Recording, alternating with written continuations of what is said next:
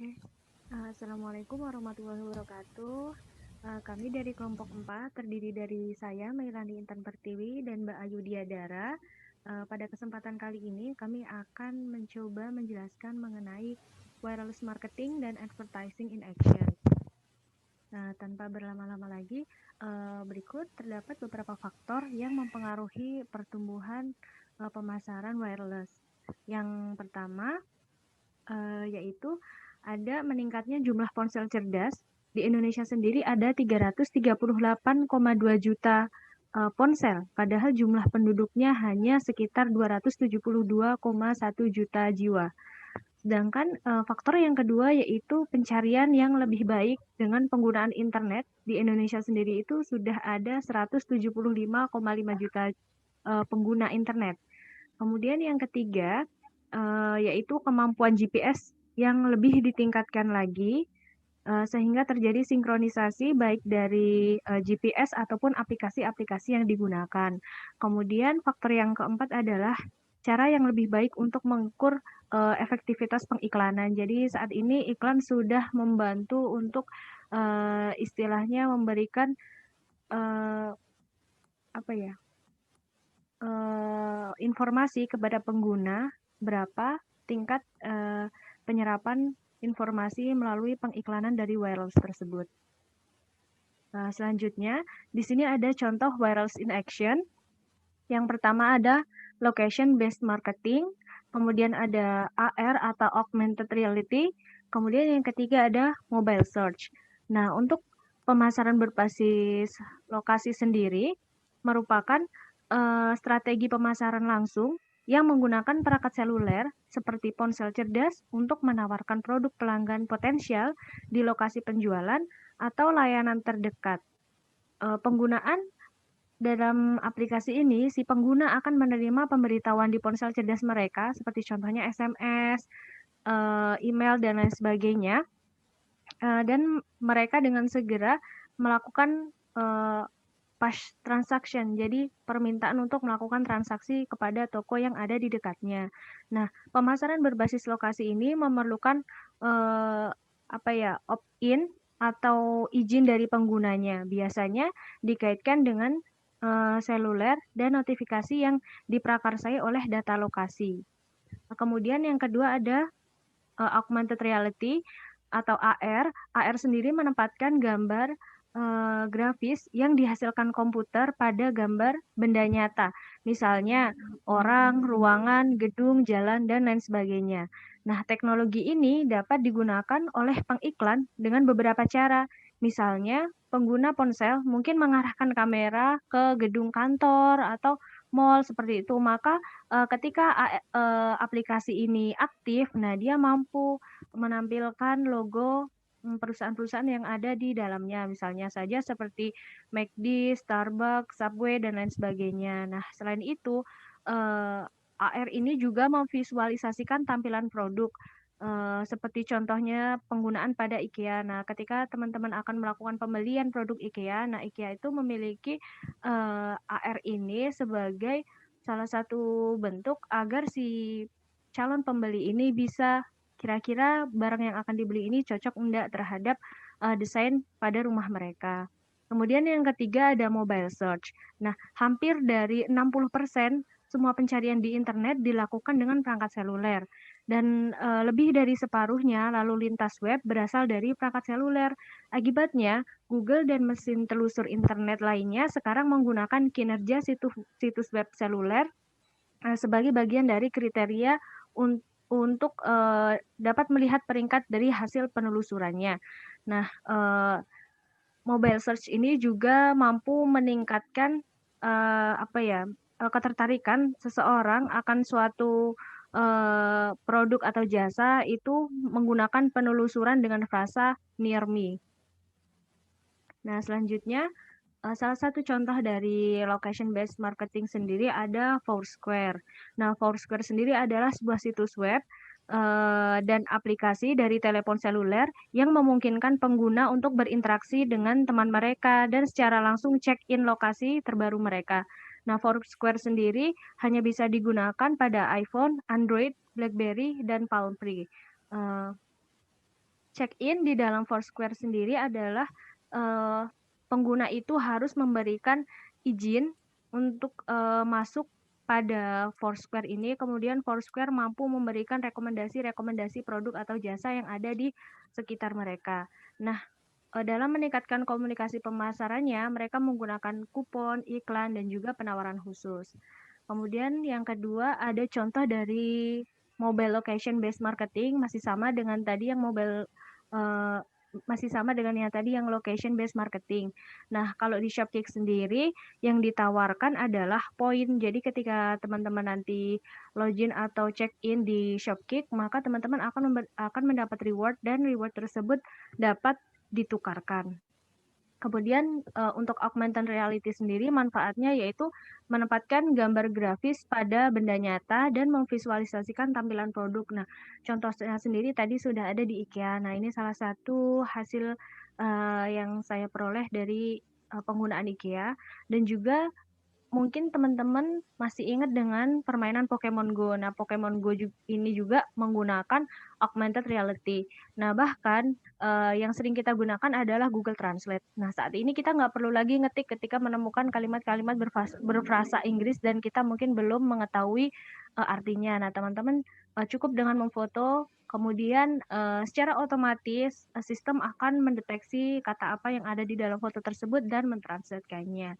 Kemudian yang terakhir ada mobile search. Nah, salah satu startup yang menggunakan mobile search ini adalah Yellow Page. Nah, salah satu pelanggan dari Yellow Page ini adalah Apple Inc. Nah, manfaat dari mobile search ini sendiri yaitu mempertahankan dalam daftar pencarian. Nah, jadi ketika misal ada pencarian ponsel terbaik, maka yang akan muncul adalah Apple Inc. Atau ponsel ramah lingkungan, maka yang akan muncul adalah Apple Inc. Nah, ini mempertahankan dari daftar pencarian di website.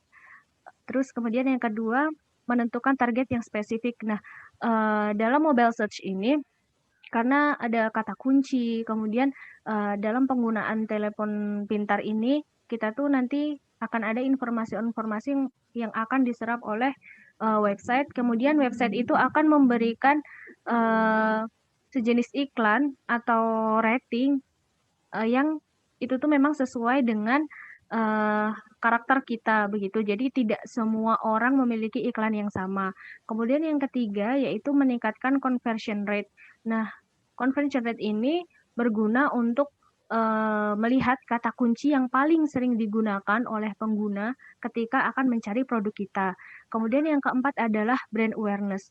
Nah, di brand awareness sendiri kita mungkin sering melihat iklan-iklan yang mengganggu laman dari penggunaan website kita. Nah, dari mobile search sendiri, mereka tidak akan melakukan iklan dengan cara yang mendistrupsi begitu, tapi lebih pada ketika teman-teman mencari sesuatu, dia akan memberikan rekomendasi, tapi bukan mendistrupsi halaman website teman-teman.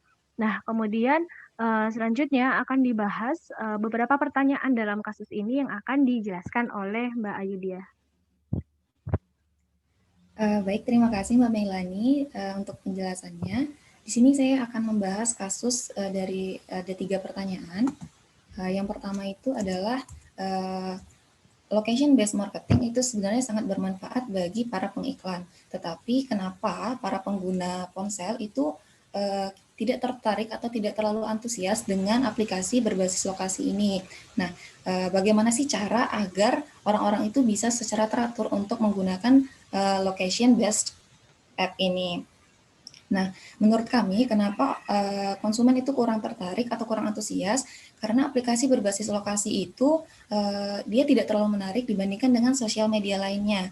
Mengingat aplikasi-aplikasi berbasis lokasi itu dia hanya monoton sebatas berbagi lokasi ke sesama pengguna, atau dia bisa membagikan share lokasinya ke sosial media lainnya seperti Twitter, Facebook, dan lain-lain.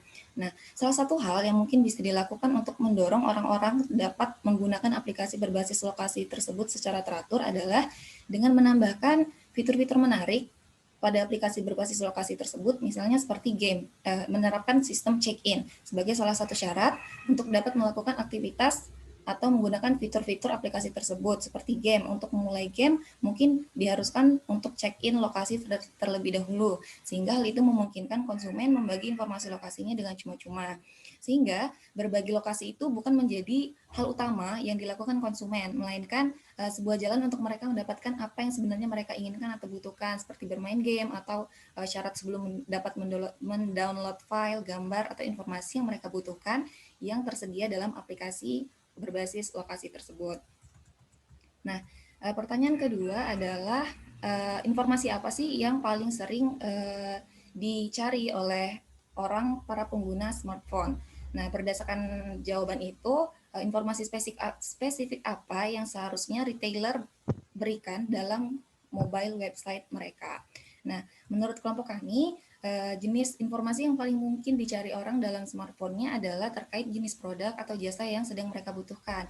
Jadi informasi-informasi khusus yang setidaknya harus disediakan retailer tersebut dalam situs web seluler mereka adalah seperti informasi produk atau layanan jasa yang diberikan secara rinci. Misalnya dalam produk pakaian bisa diberikan informasi yang rinci mengenai bahan, size, warna yang tersedia, dan informasi relevan lainnya yang terkait dengan produk yang sedang dicari oleh pelanggan tersebut. Nah, untuk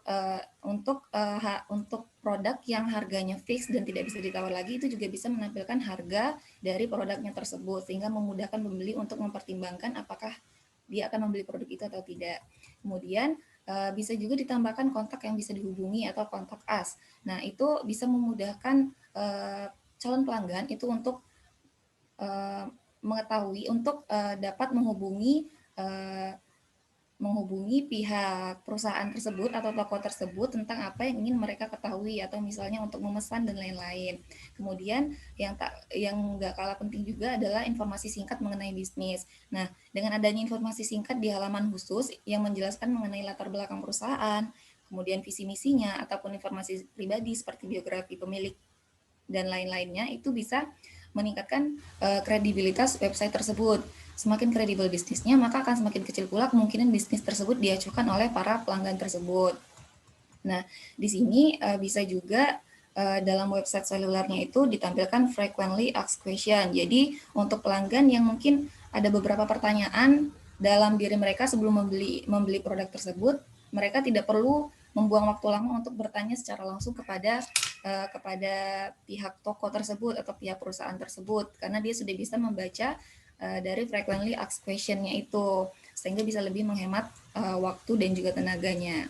Kemudian yang ketiga itu adalah mengenai AR.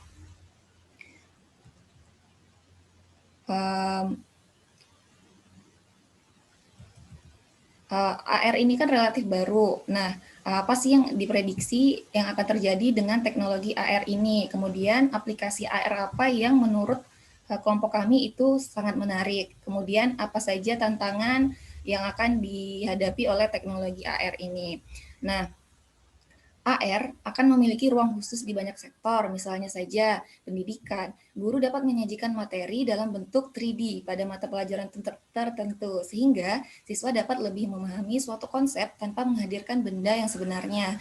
Begitu juga dalam kemiliteran. AR bisa saja menjadi alat simulasi pertahanan dalam sektor bisnis. Tentu saja AR bisa menjadi salah satu tool yang mampu memvisualisasikan produk seperti halnya perusahaan IKEA yang menggunakan IKEA Place. Nah, ada beberapa aplikasi AR yang kami ketahui, yaitu ada Google Sky Map, ada Ink Hunter, ada Google Translate, ada Quiver 3D Coloring App, kemudian ada Antimos QR AR Game, kemudian ada Filetrip, dan ada Googles. Nah, menurut kelompok kami, AR yang paling menarik adalah Filetrip. Kenapa? Karena Filetrip ini mampu mengedukasi kepada para traveler tentang tempat serta benda bersejarah yang sedang mereka kunjungi. Tentu saja, ini akan menghemat budget yang disediakan, dan budget guide mampu dialokasikan untuk keperluan yang lainnya. Kemudian untuk tantangannya, mungkin tantangan yang akan dihadapi AR dalam hal ini adalah mengenai teknologi transisi yang bisa saja membuat produk ini tidak bisa diterima di masyarakat. Contohnya saja di dunia pendidikan, masih banyak guru yang lebih suka mengajar menggunakan media-media konvensional. Kemudian dibutuhkan juga desain aplikasi yang mudah dimengerti agar pengguna tertarik lebih cepat pada saat pemakaian pertama. Mungkin itu saja pembahasan kasus mengenai pemasaran dan pengiklanan digital. Saya kembalikan lagi ke Mbak Melani.